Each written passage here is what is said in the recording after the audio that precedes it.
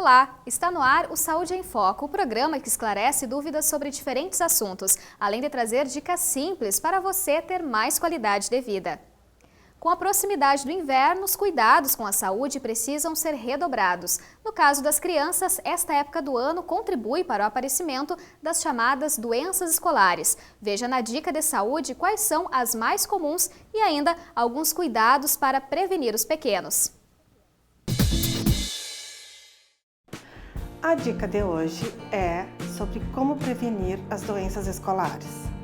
Bom, inicialmente, quando a gente se reporta a um escolar, a gente pensa naquela criança que brinca, que corre, que pula, que salta, né, que não para quieto, que anda em vários cenários durante o dia, que frequenta vários lugares. Então, um dos aspectos principais é que essa criança esteja bem agasalhada, que procure se alimentar bem, que ingira bastante líquido, principalmente porque agora nós estamos na época dos resfriados, das doenças virais, como pode surgir, né? E às vezes a gente vê que surge as meningite, né? As catapora.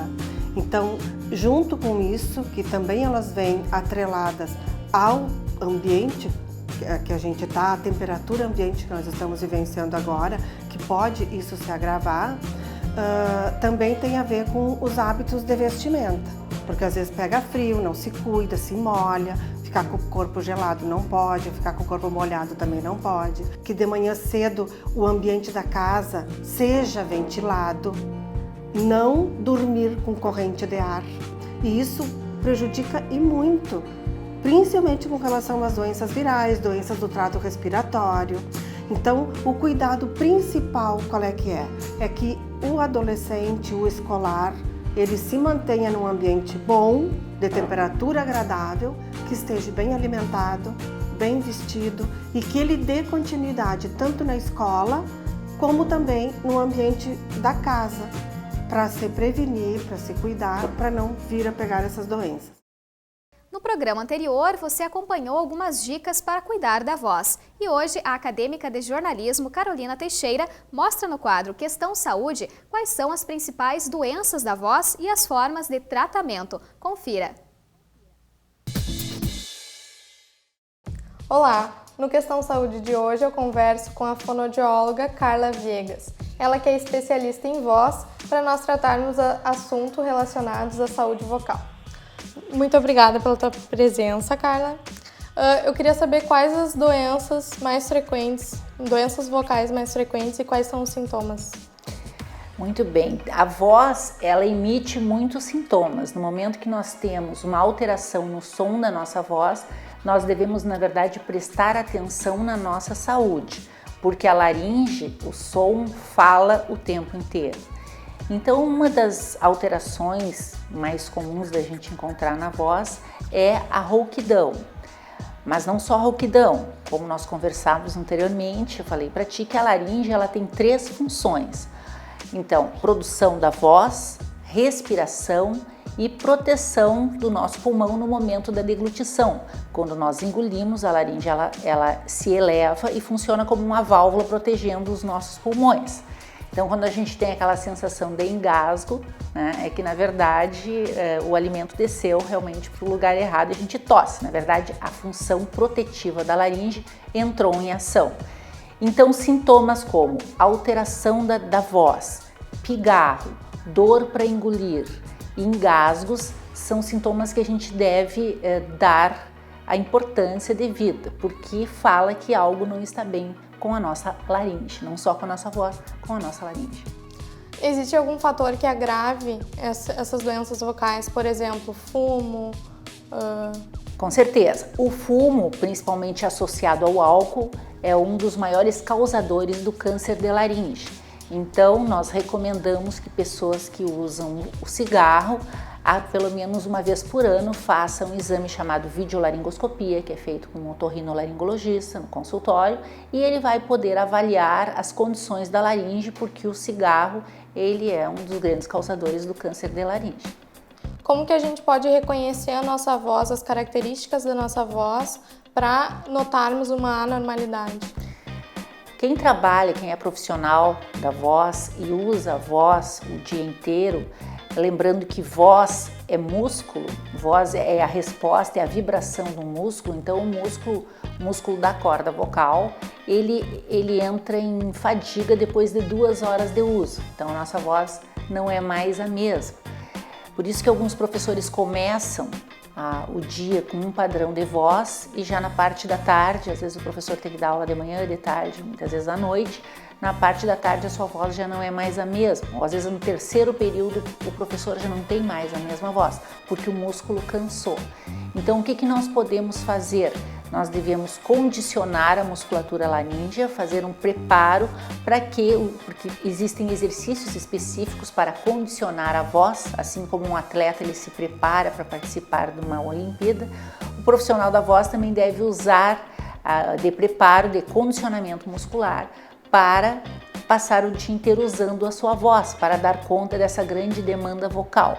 Então, alterações vocais como rouquidão, cansaço para falar no final do dia, dor na região cervical, pigarro e até desconforto para engolir são sintomas que devem ser valorizados. Bom, nossa equipe foi às ruas para saber as dúvidas do público. Vamos acompanhar. Porque algumas pessoas, quando estão expostas ao frio, ficam roucas até sem voz?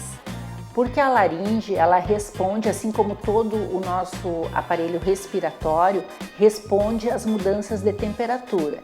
Então, levando em conta que a temperatura corporal é 36 graus centígrados, no momento que existe uma variação muito brusca de temperatura, a mucosa que reveste todo o aparelho respiratório costuma se proteger, e isso aumentando a produção do muco que reveste essa mucosa. Então nós vamos sentir essa congestão nasal, a tosse, o pigarro, e isso são respostas do aparelho respiratório.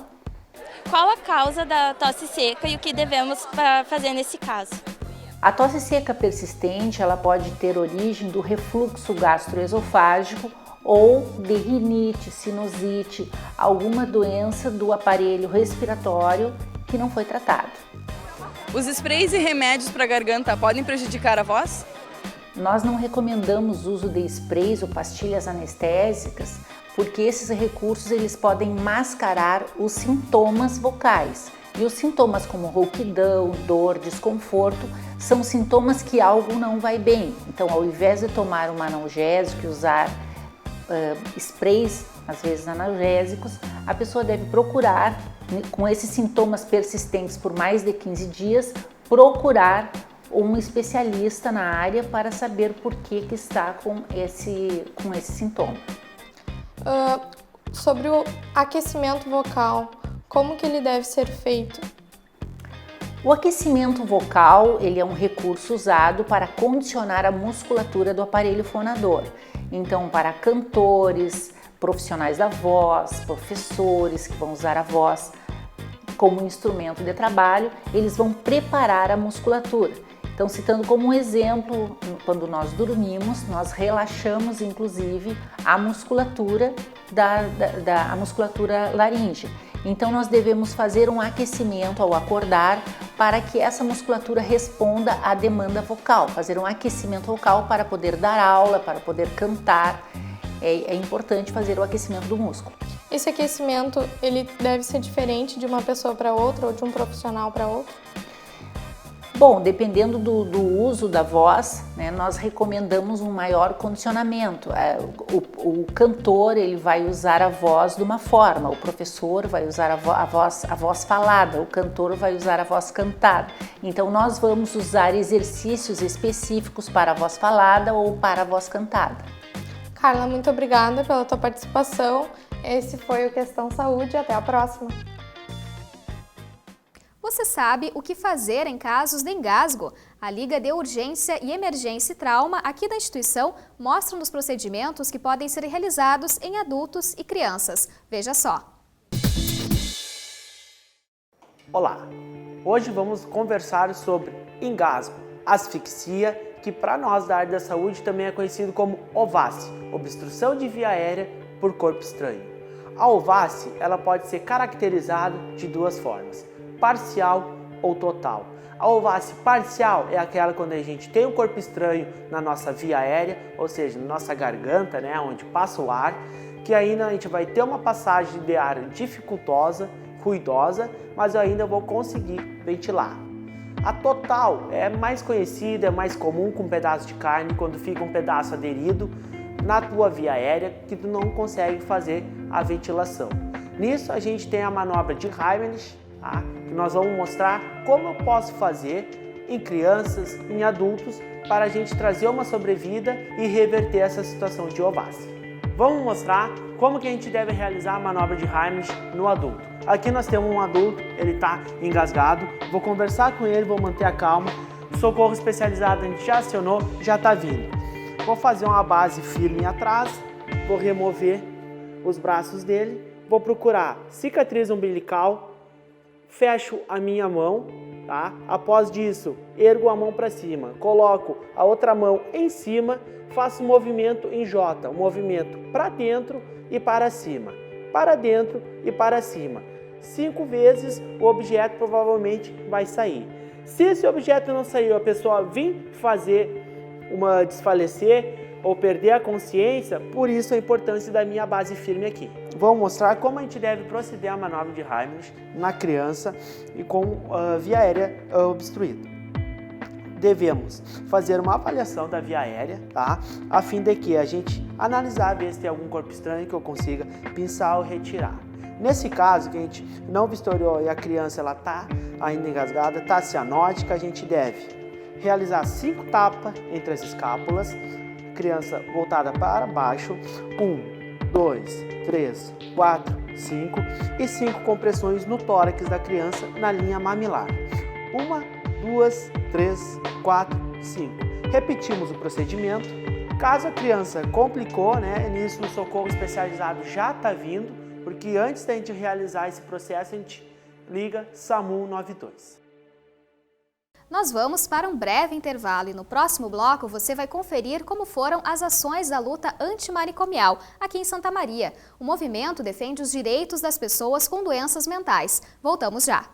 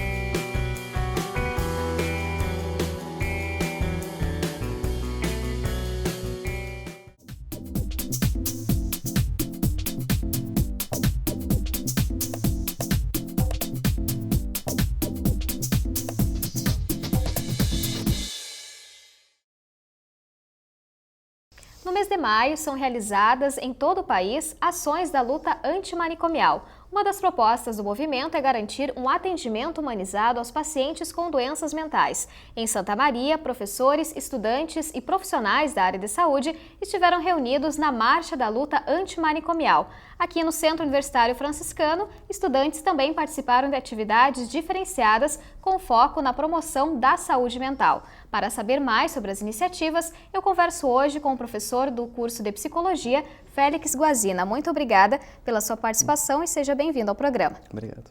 Professor, antes de começar a nossa conversa, eu convido o senhor e também o pessoal de casa para assistir a uma reportagem sobre a marcha que aconteceu aqui em Santa Maria. A Avenida Rio Branco e a Praça Saldanha Marinho deram espaço a cartazes e vozes em favor da saúde mental. A Marcha da Luta Antimanicomial buscou chamar a atenção da comunidade de Santa Maria e, com o Centro de Atendimento Psicossocial, o CAPS e outras entidades, dar visibilidade àqueles que muitas vezes não têm voz para lutar por um atendimento humanizado, os pacientes com doenças mentais. objetivo é a comemoração do dia 18 de maio, que é o dia de luta antimanicomial, né? Onde a gente está comemorando uma conquista, que é a Lei de Reforma Psiquiátrica no Brasil desde 2001, que é uma luta histórica, né? Por um cuidado em saúde mental em liberdade, né? E pelo fim do cuidado, onde o isolamento da pessoa, onde o manicômio seja a principal via de acesso, né?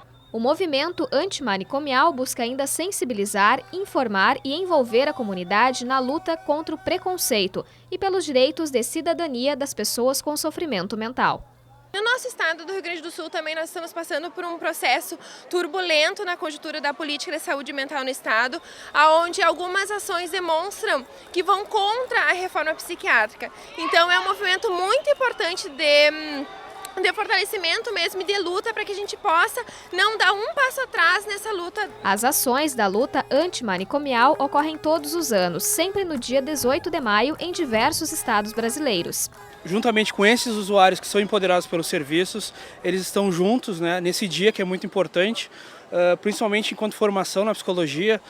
Nós temos um curso que preza um pouco pela saúde mental, né? A gente está inserido em alguns serviços enquanto graduação, porque é o nosso campo de trabalho, são pessoas que a gente confia, né? Os usuários são pessoas que a gente sabe que precisam de algum espaço, né?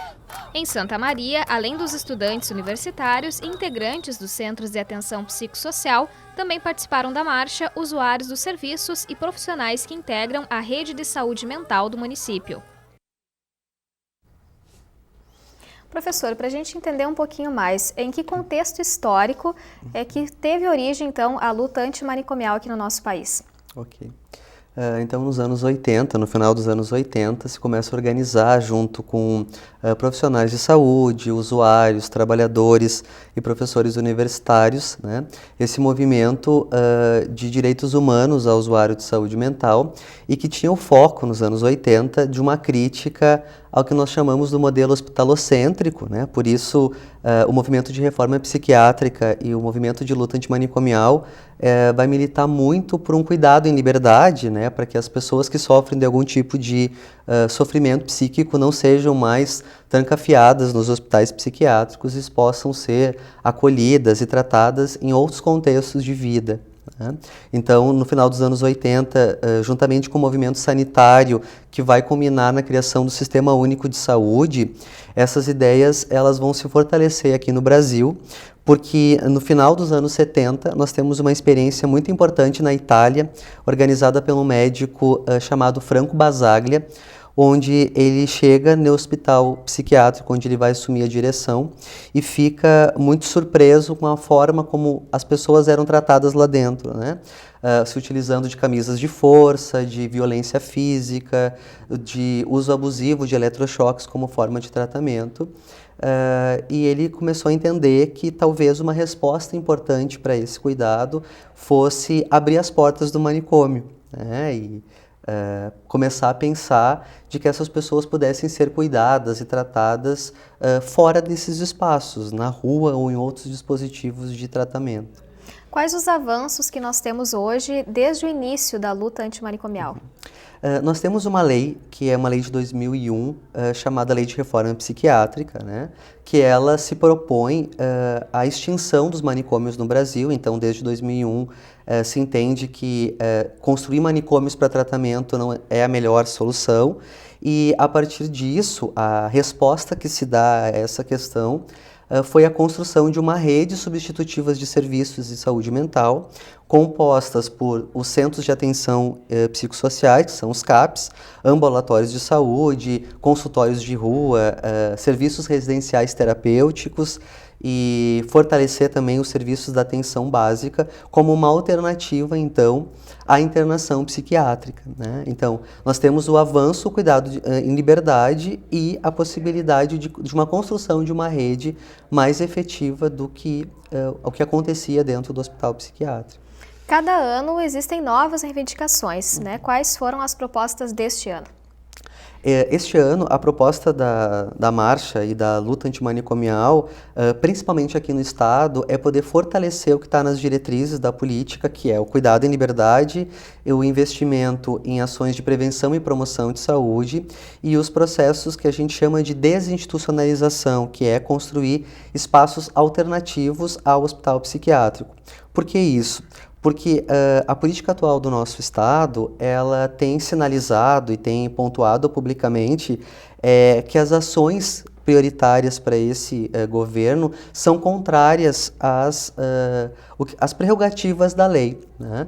Então, por isso que a marcha esse ano e a luta antimanicomial aqui do Estado tem militado, discutido com a sociedade a importância de um não retrocesso na saúde mental, porque está cada vez mais claro que o investimento do governo atual é nos hospitais psiquiátricos e em dispositivos mais manicomiais, o que isso está contrário à lei.